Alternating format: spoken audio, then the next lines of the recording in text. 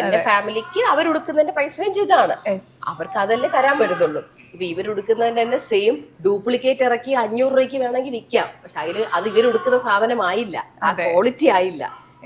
Hi guys, നമസ്കാരം. എൻ്റെ പുതിയ വീഡിയോയിലോട്ട് നിങ്ങൾക്ക് എല്ലാവർക്കും സ്വാഗതം. സോ ഞാൻ എന്നെടുക്കുന്ന ബാക്ക്ഗ്രൗണ്ടിൽ നിന്ന് മാറ്റി പിടിച്ചിരിക്കുകയാണ്. ഞാൻ ബാൽക്കണിയിൽ നിന്ന് വന്നാണ് വീഡിയോ എടുക്കുന്നത്. കുറച്ച് ഒന്ന് റിഫ്രഷ്ഡ് ആയിട്ട് എല്ലാ കാഴ്ചകളും പച്ചപ്പും പ്രകൃതി രമണിയൊക്കെ എൻജോയ് ചെയ്ത് വീഡിയോ എടുക്കാമെന്ന് കരുതി. അപ്പം ഞാനിന്നിങ്ങനെ യൂട്യൂബ് ഇങ്ങനെ നോക്കിക്കൊണ്ട് നിൽക്കുന്ന സമയത്താണ് നമ്മുടെ ദിയ കൃഷ്ണേൻ്റെയും അവളുടെ ഹസ്ബൻഡ് അശ്വിൻ്റെയും ഒരു ഇൻ്റർവ്യൂ വന്നത്. അപ്പോൾ ഞാൻ ഓഫ് കോഴ്സ് ഇരുന്ന് കണ്ടു. അപ്പോൾ ആ ഇൻ്റർവ്യൂവിൽ കുറച്ച് കാര്യങ്ങൾ ദിയ പറഞ്ഞതിനെ കുറിച്ച് സംസാരിക്കണം തോന്നി. സോ അതാണ് നമ്മളുടെ ഇന്നത്തെ വിഷയം. സോ ആദ്യം തന്നെ എൻ്റെ ചാനൽ ഇഷ്ടപ്പെട്ടാൽ സബ്സ്ക്രൈബ് ചെയ്യാനും വീഡിയോ ഇഷ്ടപ്പെട്ടാൽ ലൈക്ക് അടിക്കാനും മറക്കണ്ട. സോ നമുക്ക് ആദ്യം വീഡിയോയിലോട്ട് പോകാം. കണ്ട അത് ആൺകുട്ടികളും പെൺകുട്ടികളും ഇപ്പോൾ ലവേഴ്സിനായാലും ഈ കപ്പിൾസിനായാലും ഷെയർ ചെയ്ത് കൊടുത്തൊരു ബർത്ത് ബ്ലോഗാണ് ദിയയുടേത്. ഇപ്പോൾ എനിക്കൊന്ന് 87 ലക്ഷം ആളുകൾ അത് ഇതോടെ കണ്ടു. ഒരുപാട് ചർച്ചയായി ഓൾറെഡി. അപ്പം ഇത്രയും പ്രതീക്ഷയോടെ, അല്ലെങ്കിൽ നിങ്ങൾ വെറുതെ ഒരു മെമ്മറീസിന് വേണ്ടി എടുത്തതാണോ അത് ഇത്രയധികം ആളുകളിലേക്ക് എത്തും എന്ന് ചിന്തിച്ചിട്ടുണ്ടായിരുന്നു? ഞാനും എടുത്ത് റിയാക്ട് ചെയ്ത് സംസാരിച്ചിട്ടുള്ള ഒരു വിഷയം തന്നെയാണ് ദിയ കൃഷ്ണയുടെ വീഡിയോ. എനിക്ക് തോന്നുന്നു 2-3 കണ്ടന്റുകൾ ഞാൻ ഈ ടോപ്പിക്ക് ബന്ധപ്പെട്ടിട്ടുണ്ട്. പറഞ്ഞതുപോലെ നമ്മൾ ഈ കല്യാണം കഴിക്കാൻ പോകുന്ന സ്ത്രീകൾക്കും, അല്ലെങ്കിൽ പ്രഗ്നൻ്റ് ആയി നിൽക്കുന്ന സ്ത്രീകൾക്കും, അല്ലെങ്കിൽ ഇപ്പോൾ ഡെലിവറി കഴിഞ്ഞ് നിൽക്കുന്ന ആൾക്കാർക്കും, അല്ലെങ്കിൽ അമ്മമാരെ കുറിച്ച് ആലോചിക്കുമ്പോൾ മക്കൾക്കും എല്ലാം ഒരുപോലെ കൺവേ ചെയ്യുന്ന വളരെ ബ്യൂട്ടിഫുൾ ആയിട്ടുള്ളൊരു വീഡിയോ ആണിത്. പക്ഷെ ആ വീഡിയോൻ്റെ പേരിലും കുറേ ചൊറിച്ചിൽ ആൾക്കാർ വന്ന് അതിൻ്റെ താഴെ കുറേ കമൻ്റ് ഇട്ടിട്ടുണ്ട്. അപ്പോൾ എനിക്ക് പേഴ്സണലി മനസ്സിലായിട്ടുള്ള ദിയ കൃഷ്ണ എന്ന് പറയുന്ന ഒരു വ്യക്തി ഒരു വീഡിയോ ഇടുമ്പോൾ അതൊരു വലിയ റീച്ചിലെത്തും എന്ന് പ്രതീക്ഷിച്ച് പല കണ്ടന്റും ഇട്ടതുപോലെ എനിക്ക് പേഴ്സണലി തോന്നിയില്ല. അപ്പോൾ മേ ബി അഹാനേൻ്റെ സൈഡിൽ നിന്ന് ചിലപ്പോൾ അതുണ്ടാവാം. കാരണം അഹാന ഒരുപാട് എഫോർട്ടുകളൊക്കെ എടുത്ത് ഒരു വീഡിയോ ഉണ്ടാക്കി വീഡിയോ അപ്ലോഡ് ചെയ്യുമ്പം പിന്നെ അഹാനേനെ ബേസിക്കലി കുറേ ആൾക്കാർക്ക് ആളുടെ വീഡിയോസ് കാണാൻ ഭയങ്കര ഇഷ്ടമാണ്. അപ്പോൾ അതുകൊണ്ട് വലിയൊരു പ്രതീക്ഷ ഉണ്ടാവും. പക്ഷെ ദിയേനെ സംബന്ധിച്ച് എന്താണോ കാണുന്നത് ആ പീസുകളെല്ലാം ഒരുമിച്ച് കൂട്ടി വെച്ച് അങ്ങോട്ട് ഇടുക. വലിയൊരു എഡിറ്റിങ്ങിലൊന്നും വലിയ ഇപ്പോൾ ഒരു UK ട്രിപ്പ് പോയിട്ടുണ്ടെങ്കിൽ ഓരോ ദിവസവും നടക്കുന്ന കാര്യങ്ങൾ അന്നന്ന് ദിയ അപ്ഡേറ്റ് ചെയ്യും. അഹാന ചിലപ്പോൾ 1 മാസം എടുത്തിട്ടായിരിക്കും, ബാക്കിയുള്ളവർ 2 ദിവസം എടുത്തിട്ടായിരിക്കും. അപ്പം ദിയ വളരെ ഓപ്പണായി പറഞ്ഞ് ഞാൻ ഇത്രയൊന്നും പ്രതീക്ഷിച്ചിട്ടില്ല, ഞാൻ സാധാരണ ഇടുന്ന പോലെ ഒരു മെമ്മറി ആയിട്ടിട്ട ഒരു വീഡിയോ ആണിത്. പക്ഷേ വീഡിയോ കത്തിക്കേറി. കാരണം അതിനുള്ളിൽ കൂടെ ദിയ അറിഞ്ഞോ അറിയാണ്ടോ കൺവേ ചെയ്ത ഒരു ഇമോഷൻ എന്ന് പറയുന്നത്, അല്ലെങ്കിൽ ഒരു പുതിയൊരു കുട്ടിക്ക് ജന്മം കൊടുക്കുക എന്ന് പറയുന്നത് എല്ലാ വ്യക്തിയെ സംബന്ധിച്ചും ഭയങ്കര നമ്മൾ വാല്യൂ ചെയ്യുന്നൊരു കാര്യമാണ്. സത്യം പറഞ്ഞാൽ എന്താ പറയാ, നമ്മുടെ ഈ ബർത്ത് ബ്ലോഗ് ആയിട്ട് നമ്മൾ എടുക്കണം എന്നൊരു പ്ലാനേ ഇല്ല. സത്യം പറഞ്ഞാൽ ചുമ്മാ വെറുതെ അതൊന്നും കാണിക്കണ്ട, ജസ്റ്റ് നമ്മൾ അഡ്മിറ്റ് ചെയ്യുന്നു, പ്രസവിച്ചു, എന്തായി. ഈ ഫോണ് പോയത് ഈ എന്താ പറയാ പുള്ളിക്കാരിയുടെ ചേച്ചി, പുള്ളിക്കാരി ഒരു പെർഫെക്ഷനിസ്റ്റാ, മനസ്സിലായില്ലേ? ഇതൊക്കെ റെക്കോർഡ് ചെയ്യണം, ഇതൊക്കെ നോക്കുമ്പോഴേക്ക് പുള്ളിക്കാരി എല്ലാം. ഞാനായിരുന്നെങ്കിൽ ഒരിക്കലും ആ ടൈമും അതൊന്നും റെക്കോർഡ് ചെയ്ത് അതിന്റെ മൈൻഡിൽ കൂടെ പോകത്തില്ല. അമ്മു ഇങ്ങനെ കുട്ടി മെമ്മറീസ് ഇങ്ങനെ, അതൊരു ചെറിയ കാര്യം, ഇപ്പൊ ഒരു കല്ലും മണ്ണും പോലും റെക്കോർഡ് ചെയ്ത് വെക്കുന്ന ആളാണ്. എനിക്ക് അത്രയൊന്നും പേഷ്യൻസ് ഇല്ല. പുള്ളിക്കാരിയാണ് ആ വീഡിയോസ് പലതും കവർ ചെയ്തതെന്ന് എനിക്ക് എനിക്ക് അപ്പം ബോധമില്ലായിരുന്നു. പിന്നീട് ഞാൻ അറിഞ്ഞു അമ്മു ആണ് ആ വീഡിയോ എഡിറ്റ് ചെയ്തത്. അതുകൊണ്ട് ആ വീഡിയോയ്ക്ക് എൻ്റെ എഡിറ്റിംഗ് ലുക്ക്. അഹാനേൻ്റെ യൂട്യൂബ് ചാനൽ കണ്ടിട്ടുള്ള ആൾക്കാർക്ക് അറിയാം, അഹാനേൻ്റെ വീഡിയോ എന്ന് പറഞ്ഞാൽ അതെന്താ ഒരു വീഡിയോ തന്നെയാണ്. നമുക്കൊരു സാധാരണ ഒരു യൂട്യൂബേഴ്സിൻ്റെ വീഡിയോ പോലെയല്ല. എനിക്ക് ബേസിക്കലി എഡിറ്റ് ചെയ്യാൻ വലിയ കഴിവുള്ള ആളൊന്നുമല്ല. ഞാൻ എൻ്റെ പീസുകളെല്ലാം ഒരുമിച്ച് വെച്ച് വേണ്ടാത്ത ഭാഗങ്ങൾ കട്ട് ചെയ്ത് അങ്ങ് ഇടുക. ഭയങ്കര എസ്തെറ്റിക്കലി ബ്യൂട്ടിഫുള്ളായി എഡിറ്റ് ചെയ്യാൻ അറിയുന്ന ആളൊന്നുമല്ല.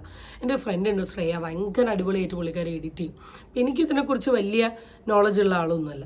അപ്പോൾ നമുക്കറിയാം എഡിറ്റിങ്ങിൻ്റെ ഒരു ഭംഗി എന്താണെന്നുള്ളത്. അപ്പോൾ ഭയങ്കര ബ്യൂട്ടിഫുൾ ആയിട്ടാണ് അഹാന വീഡിയോയുടെ. ഈവൻ ഇവരുടെ ഒരു ബർത്ത്ഡേയുടെ സ്റ്റാറ്റസോ അല്ലെങ്കിൽ എന്തെങ്കിലും സെലിബ്രേഷനോ സ്റ്റാറ്റസോ ഒക്കെ ഇടുകയാണെങ്കിൽ അഹാന കുറേ കൊല്ലം മുമ്പുള്ള വീഡിയോസ് അതിൻ്റെ കൂടെ ചേർത്ത് വെച്ച് ഇപ്പോഴത്തെ വീഡിയോ ചേർത്ത് വെച്ച് അത് ഇന്ന ടൈം, ഇന്ന ഡേറ്റ്, ഇന്ന മണിക്കൂർ, അങ്ങനെയാണ് ആളുടെ ഒരു വീഡിയോ. അതിൻ്റെ ഒരു ബ്യൂട്ടിഫുൾ ഉണ്ട്.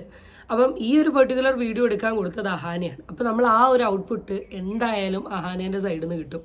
ആൻഡ് ഇതിൽ തന്നെ എനിക്ക് തോന്നുന്നു വേറെ ഏതൊരു വീഡിയോയിൽ ദിയ വളരെ ഫണ്ണി ആയിട്ട് പറഞ്ഞൊരു കാര്യമുണ്ട്, അഹാനയ്ക്ക് ഇത് ഏതോ 4 വീഡിയോ എഡിറ്റ് ചെയ്യുന്ന ഒരു പവറേ ഉണ്ടായിരുന്നുള്ളൂ.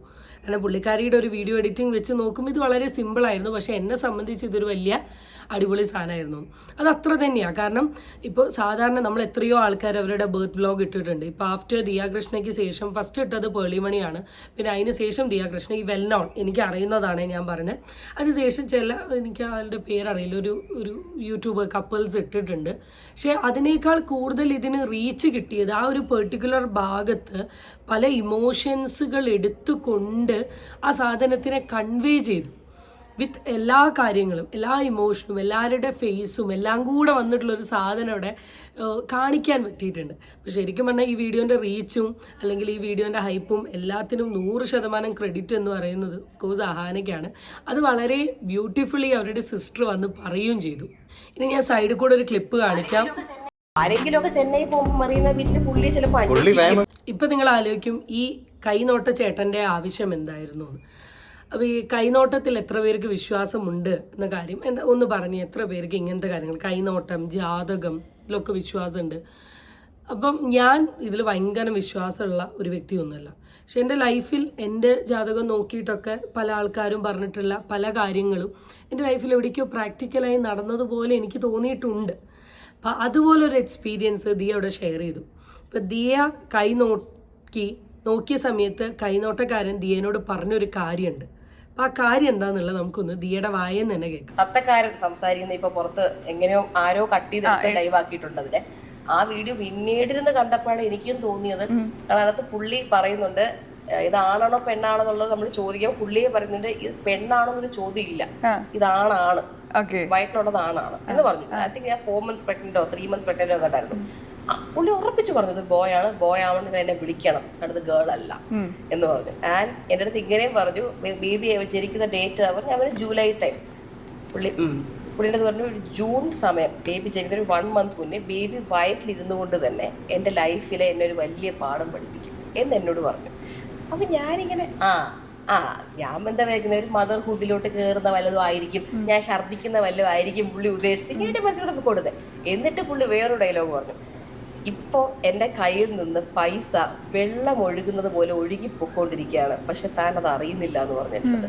ഞാൻ അശ്വിൻ്റെ അടുത്ത് ഷോപ്പിങ്ങിനെ ഉദ്ദേശിച്ചത് എന്ന് പറഞ്ഞ് ചിരിക്കുകയും ചെയ്തു ബ്ലോഗിനകത്ത്.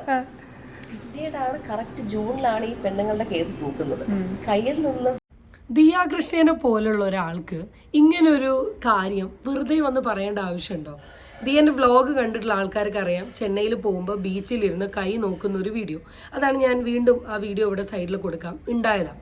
അപ്പോൾ ആ വ്യക്തി എങ്ങനെയാണ് ഇത് പറയുക? എന്നെ ശരിക്കും ഈ വീഡിയോയിൽ സർപ്രൈസ് ചെയ്തിട്ടുള്ള ഒരു സാധനം ഇതാണ്.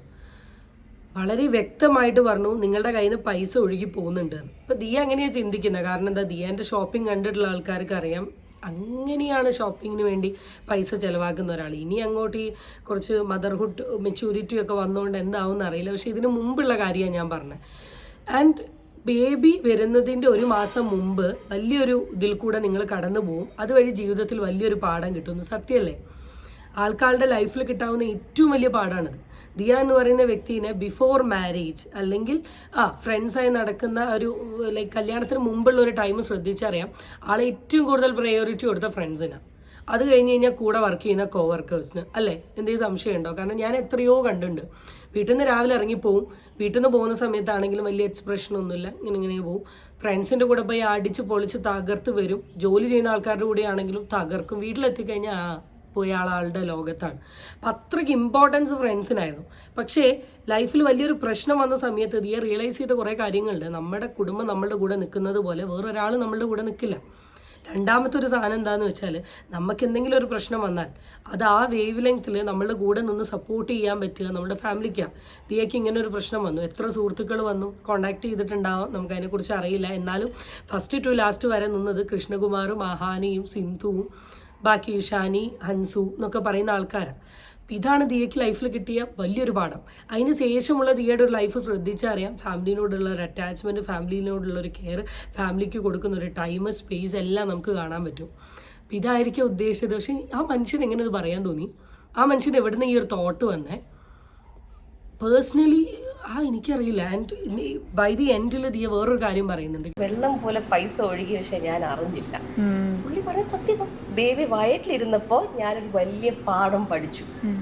And see I am not a superstitious person. ഇങ്ങനെ ഒരു തത്തക്കാരൻ പറഞ്ഞാൽ വിശ്വസിച്ച് തത്തക്കാരൊക്കെ നമുക്ക് കോമഡിയോടെ ഹാപ്പി ഹസ്ബൻഡ് സിനിമയിലൊക്കെ കോമഡിക്ക് കാണില്ലേ, നിങ്ങൾക്ക് 2 പൊണ്ടാട്ടി ജോക്ക്, ഞാൻ അങ്ങനെ ജോക്കായിട്ട് കാണുന്ന ആളാ. പക്ഷേ പുള്ളി ഈ പറഞ്ഞതിനകത്ത് പല കാര്യങ്ങളും നടന്നപ്പോ ഞാൻ എൻ്റെ അച്ഛനോടൊക്കെ പറഞ്ഞു, എനിക്കിത് വിശ്വാസം ഉണ്ടായിട്ടില്ല, പക്ഷെ there was something. ആൻഡ് നമ്മളന്ന് ചെന്നൈയിൽ പുള്ളിയോട് സംസാരിച്ച് കഴിഞ്ഞിട്ട് നമ്മൾ മണ്ണും തട്ടി പൊടിയും തട്ടി എണീച്ച് അങ്ങോട്ട് നടന്നില്ല. ജസ്റ്റ് നമ്മുടെ ബാഗ് ഒക്കെ എടുത്ത് പുള്ളിയുടെ കയ്യിൽ തത്തയും കുറെ കിളിക്കൂടും എന്തൊക്കെയോ കൊണ്ടിരുന്നു, ഒരു പായും സാധനം. ഒരാൾക്ക് അതൊക്കെ പറക്കിയെടുത്ത് എണീക്കണമെങ്കിൽ പോലും ഒരു 10-15 മിനിറ്റെങ്കിലും എടുക്കും. നമ്മൾ അവിടെ നിന്ന് അങ്ങോട്ട് എണീച്ച് ജസ്റ്റ് ഫ്രണ്ടോട്ട് നടന്നിട്ട് തിരിഞ്ഞു നോക്കി, പുള്ളി എണീച്ച് പോയോ ഇല്ലെന്നൊന്നും അറിയാൻ. തിരിഞ്ഞു നോക്കിയാൽ പുള്ളിയെ കാണുന്നില്ല. എന്തോ ഒരു ഗുഡ് തിങ്. നമ്മൾ പറയില്ലേ, നമ്മളുടെ ലൈഫിൽ നമ്മൾ എന്തെങ്കിലുമൊക്കെ ഒരു വലിയ അപകടത്തിലോട്ട് പോകുമ്പം നമ്മൾ രക്ഷിക്കാൻ എന്തോ ഒരു ശക്തി ഉണ്ടാവും എന്ന് പറയുന്നില്ലേ, മേ ബി ആ ശക്തി ആയിരിക്കാം. അന്ന് ജൂലൈ കൊണ്ട് മാത്രം എന്ന് വെച്ചാൽ ആളുടെ പ്രഗ്നൻസി തുടങ്ങിയിട്ടുള്ള ഒരു 7 മാസത്തിനുള്ളിൽ തന്നെ 69 ലക്ഷമായി. അത് പിടിച്ചത് കൊണ്ട് ഈ കള്ളികളെ മാറ്റാൻ പറ്റും, ഇല്ലെങ്കിൽ ഇത് എത്ര കോടിക്കണക്കിന് പൈസ ഇവരടിച്ചു മാറ്റിയേനെ. അപ്പം അതാ പറഞ്ഞത്, എന്തൊക്കെ നമ്മൾ സ്ട്രഗിളിൽ കൂടെ കടന്നു പോയാലും ഏതോ ഒരു പവർ ഉണ്ടാവും നമ്മൾ വീണു എന്ന് തോന്നുമ്പം നമ്മളെ ഫ്രണ്ടോട്ട് കൊണ്ടുപോകാൻ. ചിലപ്പോൾ ആ പവറിൻ്റെ ഒരു റിഫ്ലക്ഷൻ ആയിരിക്കാം മേ ബി ഈ വ്യക്തി എന്ന് പറയുന്നത്.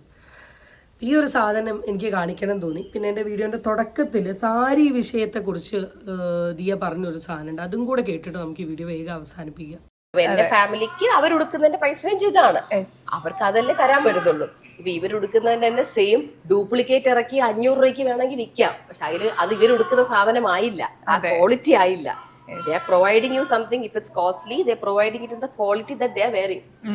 അപ്പൊ നമ്മൾ ഇടുന്ന തന്നെ നിങ്ങൾ വിടണം നമ്മൾ ആഗ്രഹിച്ചു, അതാണ് അവർ ആഗ്രഹിച്ചത്. That's their thought. അത്രേ ഉള്ളൂ. ഈ ഒരു വിഷയം ഓൾറെഡി സോഷ്യൽ മീഡിയയിൽ വലിയ ഡിസ്കഷൻ ആയിരുന്നു. ഞാൻ ഇതിനെപ്പറ്റി റിയാക്ട് ചെയ്തിട്ടുണ്ടായിരുന്നില്ല, കാരണം ഇവരുടെ ഒരു പ്രൊമോ വീഡിയോയിൽ തന്നെ ഇവർ പറഞ്ഞ ഒരു കാര്യം നിങ്ങൾ ശ്രദ്ധിച്ചോ അറിയില്ല. ഞങ്ങൾ ധരിക്കുന്ന വസ്ത്രങ്ങൾ കണ്ട് ഞങ്ങളോട് കുറേ ആൾക്കാർ ചോദിക്കുന്നുണ്ട്, ഇതെവിടെ നിന്നാണ് എങ്ങനെയാണ് എന്ന് ചോദിക്കുന്നുണ്ട്. ഞങ്ങൾ ധരിക്കുന്ന വസ്ത്രങ്ങളൊക്കെ അത്രത്തോളം ഇഷ്ടപ്പെട്ടത് കൊണ്ടായിരിക്കുമല്ലോ ഒരു വ്യക്തി എൻക്വയറി ചെയ്യുന്നത്. അപ്പോൾ എനിക്ക് ആഗ്രഹമുണ്ട് എൻ്റെ ഈ വസ്ത്രങ്ങളും എൻ്റെ വ്യൂവേഴ്സിന് അടുത്തോട്ട് എത്തിക്കാൻ. സോ ഞങ്ങൾ ധരിക്കുന്ന അതേ വസ്ത്രത്തിൻ്റെ തന്നെ ഒരു 5-6 കോപ്പി എക്സ്ട്രാ, 5-6 സാധനങ്ങൾ എക്സ്ട്രാ വാങ്ങുന്നു, അത് സെയിലിനിടുന്നു എന്നാണ് അവർ പറഞ്ഞത്. അപ്പോൾ ഈ അഹാന ദിയ എന്ന് പറയുന്ന വ്യക്തികൾ അല്ലെങ്കിൽ അവരുടെ ഫാമിലി 500 രൂപേൻ്റെ ഡ്രസ്സ് ഇടുന്നൊന്നും നിങ്ങൾ വിശ്വസിക്കുകയേ ചെയ്യണ്ട. അതാണ് നമ്മളുടെ ഏറ്റവും വലിയ അല്ലെങ്കിൽ ഇതിന് കമൻ്റ് ഇടുന്ന ആൾക്കാരുടെ മണ്ടത്തരം. അവർ ധരിക്കുന്ന അതേ വസ്ത്രത്തിൻ്റെ കുറച്ച് സാധനങ്ങൾ സെയിലിനിടുന്നു എന്നാണ് അവർ പറയുന്നത്. അപ്പോൾ അവർ ധരിക്കുക ചിലപ്പോൾ 3000, 4000, 5000, 6000 റേറ്റ് ഉള്ളൊരു സാധനമായിരിക്കാം. അപ്പോൾ അവർ അതേ പ്രൊഡക്റ്റ് ഇടുക എന്ന് പറയുന്നത് അതേ റേറ്റിൻ്റെ സാധനമായിരിക്കും. അപ്പോൾ അതിന് പറയണ്ട, നമ്മൾ വാങ്ങൽ നമ്മളുടെ ഇഷ്ടമാണ്. ഇപ്പം ഞാനിപ്പോൾ ആ വെബ്സൈറ്റിൽ പോയി നോക്കി എനിക്കെല്ലാം 7000, 8000 ആണെങ്കിൽ ഞാൻ അവരെ ചീത്ത പറഞ്ഞിട്ട് ഒരു കാര്യമില്ല. എത്രയോ വെബ്സൈറ്റിൽ എത്രയോ വിലേൻ്റെ സാധനങ്ങളുണ്ട്. എനിക്കത് അഫോർഡ് ചെയ്യാനുള്ള കഴിവില്ല, അല്ലെങ്കിൽ എനിക്കത് വാങ്ങാനുള്ള ഇൻട്രസ്റ്റ് ഇല്ല, അല്ലെങ്കിൽ താല്പര്യമില്ല. So what I have to do? വാങ്ങണ്ട, ബൈ, കഴിഞ്ഞു. സ്റ്റുഡിയോയും ഉണ്ട്, മാത്സും ഉണ്ട്. മാത്സിൽ പോകുമ്പോൾ നമ്മളൊരു ഡ്രസ്സിന് കാണുന്ന റേറ്റ് അല്ല സ്റ്റുഡിയോയിൽ. മാത്സിൽ നിന്ന് വാങ്ങാൻ പറ്റുന്ന ആൾക്കാർ മാത്സിൽ നിന്ന് വാങ്ങും, സ്റ്റുഡിയോയിൽ നിന്ന് വാങ്ങാൻ പറ്റുന്ന ആൾക്കാർ സ്റ്റുഡിയോയിൽ നിന്ന് വാങ്ങും, ഇനി അതിനൊന്നും പറ്റാത്ത ആൾക്കാർ റോഡ് സൈഡിൽ നിന്ന് വാങ്ങും. അതൊക്കെ ഓരോ വ്യക്തികളുടെ സാഹചര്യവും സിറ്റുവേഷനുമാണ്. അത് മനസ്സിലാക്കുക എന്നുള്ളത്, മനസ്സിലാക്കണോ വേണ്ടയോ എന്നുള്ളത് വിൽക്കുന്ന ആൾക്കാരുടെ ഇൻട്രസ്റ്റാണ്. അപ്പോൾ അവർക്ക് ലോ ക്വാളിറ്റി പ്രൊഡക്റ്റ് സെയിൽ ചെയ്യാൻ അവർക്ക് പേഴ്സണലി താല്പര്യമില്ല, അവർക്ക് ക്വാളിറ്റി സാധനങ്ങൾ സെയിൽ ചെയ്യാനാണ് താല്പര്യം. അവർ ക്വാളിറ്റി സെയിൽ ചെയ്യുന്നു. അപ്പോൾ അതെന്നെ എവിടെയും പറഞ്ഞിട്ടുള്ളൂ. സോ ഇതും കൂടെ എനിക്കൊന്ന് പറയണം തോന്നി. സോ ഇത് പറയാനാണ് വീഡിയോ എടുത്തത്. നമുക്ക് അടുത്ത വീഡിയോ ആയിട്ട് വീണ്ടും കാണാം. ടാറ്റാ, ബൈ.